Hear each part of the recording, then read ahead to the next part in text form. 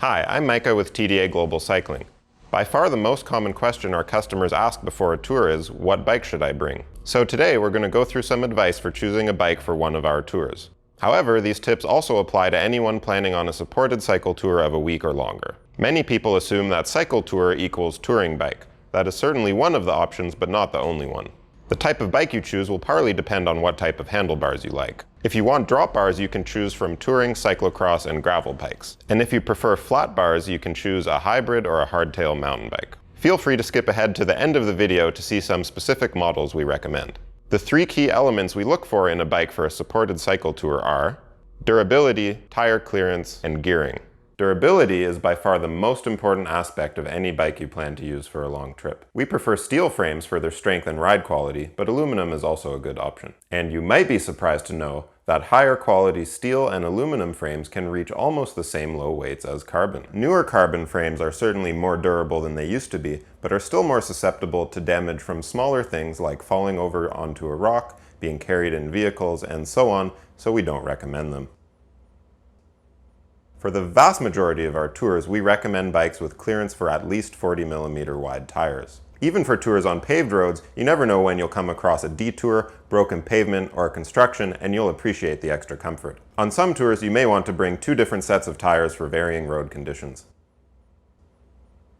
On a long bike tour, it's really important to have gears easy enough to allow you to spin up the hills. The gears that you're comfortable using at home when you tend to have a few days to recover after a ride might not feel the same when you have to ride 5 or more days in a row. Many bikes actually come with gears designed for racing, and others now have only a single front chainring. Whether you go for something with a triple crankset or a double with a wide-range cassette, it's essential that the easiest gear is one you'll be comfortable in on the steepest climbs, and that the hardest will allow you to pedal along happily whenever you find a nice tailwind. Whichever bike you choose, it's a great idea to have a bike fit done at your local bike shop. During this process, they will help you find the best position for your saddle, handlebars, and so on. Now that you've settled on those basics, let's consider a few other options that, while based on personal preference, are still very important choices. There are thousands of saddles available, and finding the right one is an entirely personal choice. Your bike shop should be able to help you with this. The most important thing is to find a saddle that's comfortable over long distances and that you've already spent plenty of time on before your trip. You'll have to choose between flat and drop handlebars. Again, this choice is up to you.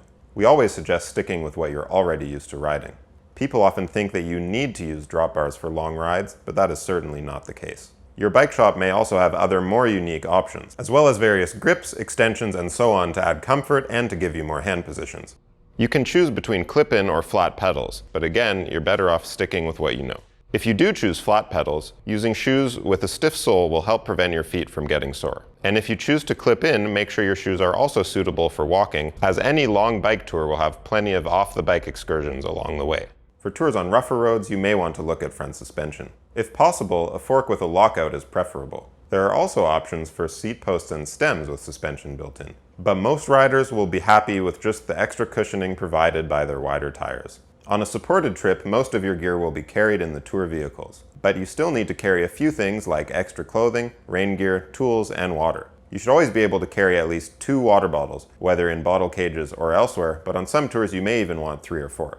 For your other gear, there are countless options available, from bike packing frame and seat bags, to handlebar bags, or even a rack with panniers. One last thing to consider is the risk of damage or theft during your trip. For this reason, we prefer bikes that are not too expensive. This will help you relax and not worry about your bike being locked up at night and let you focus on the ride.